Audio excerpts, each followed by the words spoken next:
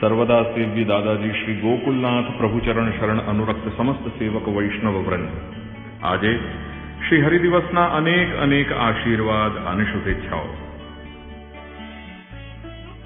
પુષ્ટિ પ્રવાહ મર્યાદા ગ્રંથનું પહેલું સૂત્ર જીવ ભેદથી, દેહના ભેદથી, ક્રિયાના ભેદથી તેમજ નિરંતરતા અને મળનારા ફળના ભેદથી હું પુષ્ટિ તથા પ્રવાહ તેમજ મર્યાદા શું છે તેનું નિરૂપણ કરીશ.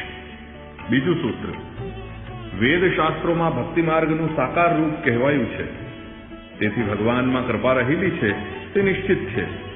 તેમજ ભગવાનના વચન દ્વૌભૂત સર્ગો પ્રમાણે પ્રવાહની વ્યવસ્થા પણ છે જ, અને વેદના વચનોના કારણે તેમાં દર્શાવેલી મર્યાદા પણ છે જ.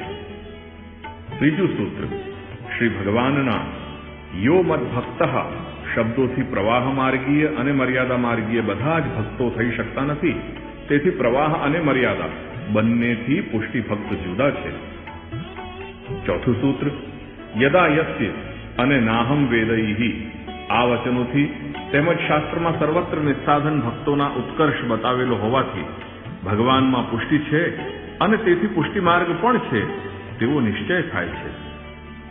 પાંચમું સૂત્ર ભક્તિ માર્ગને ભિન્ન ન ગણતા જો એક જ ગણવામાં આવે અને પ્રવાહ તથા મર્યાદા માર્ગને આવા ભક્તિ માર્ગના અંગ ગણવામાં આવે તો તે પણ યોગ્ય નથી, કારણ કે ભગવાન શ્રી વ્યાસ અને મહર્ષિ શ્રી જૈમિનીએ રચેલી ઉભય સૂત્ર મીમાંસાથી મર્યાદા માર્ગની સ્વતંત્ર સત્તા સ્વીકારવી અનિવાર્ય બની જાય છે.